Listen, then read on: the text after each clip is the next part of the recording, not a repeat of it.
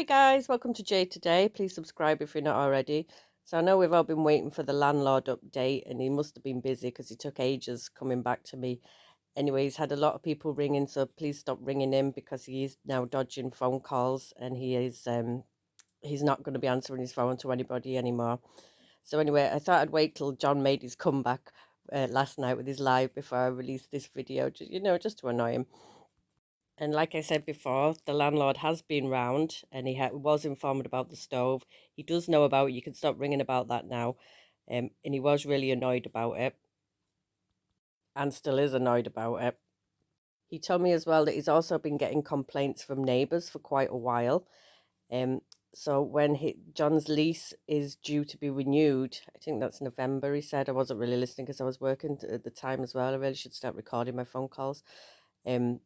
So when his lease is up for renewal, he says he doubts that it will be renewed because of all the complaints he's having and all the harassment he's getting.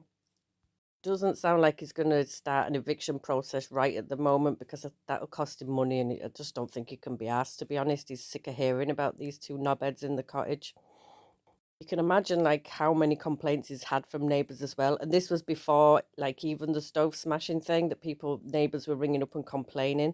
John even said on a live that he goes outside and smashes glasses against the side of the cottage when he's annoyed. So how he thought that people weren't going to ring up that were neighbours that would be like they're up until 4 or 5 in the morning every morning. Imagine living next door to someone throwing glasses next to your house. And then there's not just that, there's the opening the door and screaming out the door at all hours. And even when they're inside, I mean, well, it's made of wood. Like my neighbours can hear me and mine's made of concrete. But if theirs is made of wood and they're screaming and shouting, everyone's going to be hearing them. They just don't give it, they have no self awareness of people around them. They just don't give a shit about other people. They think they can get away with everything. Like smashing up the place when it's not even their place. They have been told that they have to replace the oven top. How long that'll take, I know people were doing a GoFundMe. Why anyone would donate to that? They blamed everyone else for breaking their own stove, which was absolutely the most ridiculous thing I've ever heard. So we're all going to have to like take bets on and when the lease is up where he's going to move to. I reckon Big Julie's house, which I think would probably go the same way as Home Depot Jen. He'd end up falling out with them and the skinny husband. I think Julie should take up a job doing this man squashing, which she probably actually already does, because if you see this husband's real skinny or fella or boyfriend, whatever he is, I don't know. He's real skinny and she's very, well, she's Big Julie, isn't she? I mean, if she's not already doing that for a job, it could be like extra income for her and the cats, because when Cody and John move in, they're going to take all the food, they're going to demand everything be all about them, and they're going to need all the money. She's going to have to pay for the boxed wine. We all know that she's going to do, even though she's got a dodgy liver that's now repaired itself. So I don't know what happened there, but apparently she got a gastric bypass. I don't know. They must give out new livers when they do that. We don't actually know what's happened. So anyway, I think, yeah, she could go into the squashing thing if she don't have to have the gastric bypass, and she could get Anne Graham to tag team with her. They could be like a double duo doing this kind of thing, start a little business for themselves on the side. There's a strip club in Vegas as well that actually caters for this kind of thing, which I never knew about. I'm not going to lie, I'd probably go have a look if I was ever there because I'm a little bit weird like that. Luckily, I've stopped being sent all the now, which I think was mainly my friends. But one of my friends was caught shagging a granny, so we've been sending him like the past 2 weeks, which has kind of taken the target off of myself. It's actually surprising how much granny there is out there, because like imagine the bad life choices you had to make to still be doing that when they look, some of them like 70s or 80s, and they're still having to do that because they've got like no pension. So, I mean, they look like they're into it, but imagine having to do that at that age. I'm still getting sent random D pics in my DMs as well. I used to get none, and I used to complain to my friend because she used to get them constantly. I'd be like, why do you always get them and I get none? Anyway, now it's like a whole barrage of them come at me. And some of them guys, like, I wouldn't even bother. It's nothing to show off about. It all seems to be white guys as well. There's this guy on my Instagram called Dizzy or Dizzy. If anyone else follows him, do you get these random like love songs sent to your DMs from him? Have a look on if anyone follows me on Instagram, follow him. I think he sends them out to everybody. Every time I click on a message from him, he's singing like these love songs into the camera. And he obviously sends them out to loads of people. Well, I want to know if he does or if I'm actually special. I'd never reply to him anyway because they're just kind of weird and creepy. And if we're gonna like send me things on my email, can you put like a trigger warning on the title, like what it's gonna be? Because I opened up a video the other week, was it last week or the week before? And it's this white guy doing stuff, shouting my name, calling me insults, calling me a B, calling me a calling me an S. And at first I was like, "Is that you, John?" And I was like, then I looked again. It's like, no, it's too big, and he's fat, not sweaty enough to be John. Um. Anyway, whoever it was, after like my ninth time of watching it, I really started getting into it. I was like, yeah, I am a bee. I am a yeah. Anyway, I sent you an email back for another one. I was giving you a few suggestions on you might make it better for the next time. I've no idea who it was, but it was fairly funny. It definitely wasn't a joke one because you could see everything except the face. Obviously, they always hide the faces, except for one person. He never hid his face. Oh, and an update on the car clamp. I know the least amount of votes was 29% for cut it off. I'd already cut it off like 10 minutes later.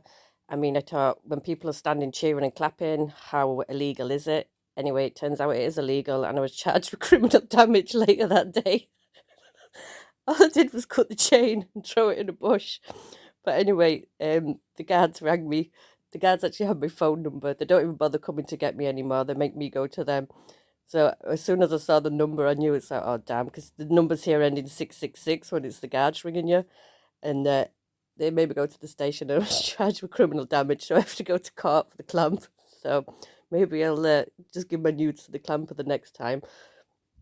And I actually said it to my husband before. I says, well, I'll just cut it off because I had an angle grinder in my car boot because I was cutting a lock off a gate like 2 months before. I'm surprised it's still a battery in it actually. And he was more annoyed that I got caught. He says, why didn't you wear a balaclava or something? I said, oh, I'm sorry, all my balaclavas were at the dry cleaners that day. Like I go around with a balaclava in my coat pocket. Anyway, so he was in a bad mood that I got caught doing it because he thinks I'm going to get a big fine now, which I probably ended up will do him. I know John keeps talking about all the welfare checks called to his place, how he's waiting for the next 18 or 20 to be released. There's not another 20.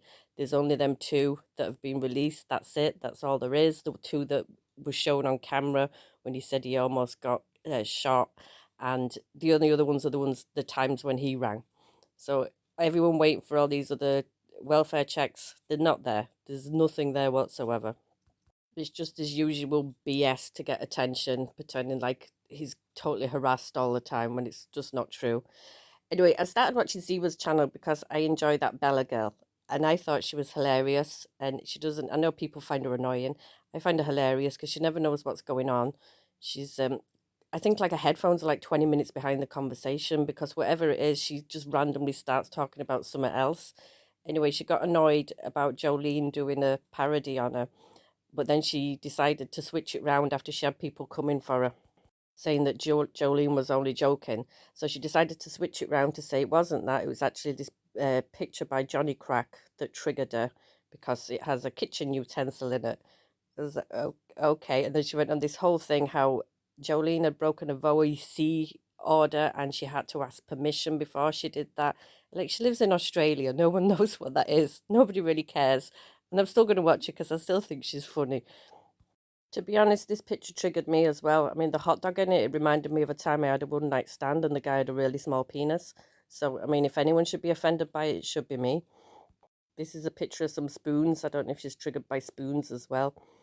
So, anyway, she says she's staying on Siwa's channel, and I'm still going to watch her just to laugh at her because she is funny. She doesn't even realize how stupid she is. It's nice that, I know I'm not saying I'm not stupid myself, but it's nice when there's someone more stupid than yourself. I'm not saying that in a bad way. I'm saying it kind of an evil way. It's nice when you know you're not the stupidest person out there. So that's all my updates for today. I'm sure we'll have another meltdown later because John did a live earlier. He only seems to get through the one live before he goes into shouting, screaming, threatening mode, then crying, saying he's sorry, puts it up for 10 minutes on Instagram, then it's gone again. All right, guys, thanks for watching. Talk to y'all later. Bye.